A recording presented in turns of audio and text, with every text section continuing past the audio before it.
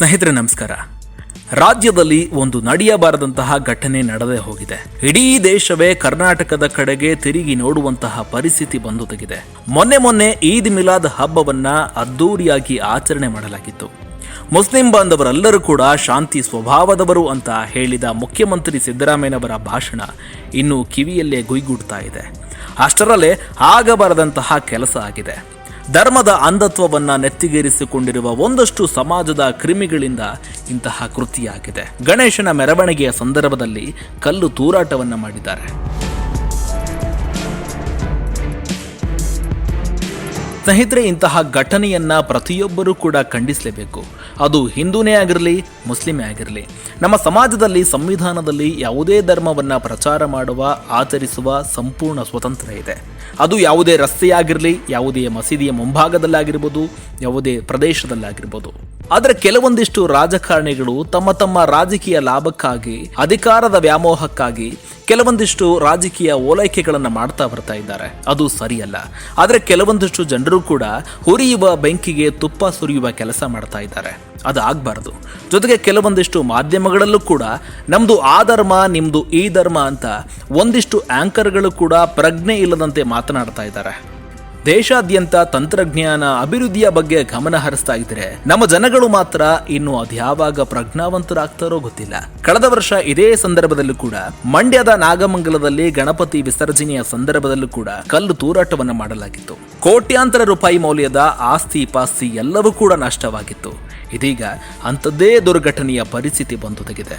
ಏನಾಗ್ತಾ ಇದೆ ಮಂಡ್ಯದಲ್ಲಿ ಅಂತ ಅರ್ಥ ಆಗ್ತಾ ಇಲ್ಲ. ಪ್ರತಿ ಹಬ್ಬಕ್ಕೆ ಪೊಲೀಸರ ಕಾವಲು ಹಾಕುವಂತಹ ಸೂಕ್ಷ್ಮ ಪ್ರದೇಶವಾಗಿ ಬದಲಾಯಿತಾ ಈ ಮಂಡ್ಯ. ವೀಕ್ಷಕರೇ, ನಡೆದಿದ್ದು ಇಷ್ಟೇ. ಮದ್ದೂರಿನ ಚನ್ನೇಗೌಡ ಬಡಾವಣೆ ಹಾಗೂ ರಾಮ್ ರಹೀಂ ನಗರದ ಯುವಕರು ಸೇರಿ ಗಣೇಶನ ಪ್ರತಿಷ್ಠಾಪನೆ ಮಾಡಿದರು. ಸೆಪ್ಟೆಂಬರ್ 8 ಅಂದರೆ ನಿನ್ನೆ ರಾತ್ರಿ ಗಣೇಶನ ವಿಸರ್ಜನೆಯ ಕಾರ್ಯಕ್ರಮವನ್ನ ಹಮ್ಮಿಕೊಳ್ಳಲಾಗಿತ್ತು. ವಿಸರ್ಜನಾ ಮೆರವಣಿಗೆ ಮದ್ದೂರು ಪಟ್ಟಣದಲ್ಲಿ ಹೋಗುವಾಗ ಹೊಸದಾಗಿ ನಿರ್ಮಾಣವಾಗಿದ್ದ ಮಸೀದಿಯ ಮುಂದಿನಿಂದ ಸಾಗುವಾಗ ಯಾರೋ ಕಿಡಿಗೇಡಿಗಳು, ಬರೀ ಕಿಡಿಗೇಡಿಗಳಂದ್ರೆ ಸಾಲದು, ಸಮಾಜದ ಕ್ರಿಮಿಗಳು ಅವರು. ಅದು ಯಾರೇ ಆಗಿದ್ರು ಕೂಡ ತನಿಖೆಯಾಗ್ಲಿ, ಯಾವ ಧರ್ಮದ ಜನರೇ ಆಗಿದ್ರು ಕೂಡ ತನಿಖೆಯಾಗ್ಲಿ, ಹೊರಬರ್ಲಿ, ತಪ್ಪಿತಸ್ಥರಿಗೆ ಶಿಕ್ಷೆಯಾಗ್ಲಿ. ಅದು ಹಾಗಿರ್ಲಿ.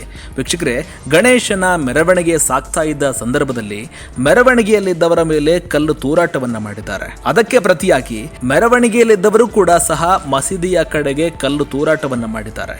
ಇದೇ ಪ್ರಮುಖ ಘಟನೆಗೆ ಮೂಲ ಕಾರಣ.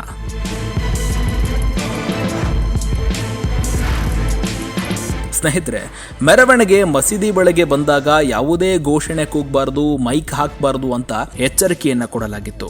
ಅದರಂತೆ ಮೈಕ್ ಅನ್ನ ಆಫ್ ಮಾಡಿ ಮೆರವಣಿಗೆಯನ್ನ ಮಾಡಲಾಗಿತ್ತು.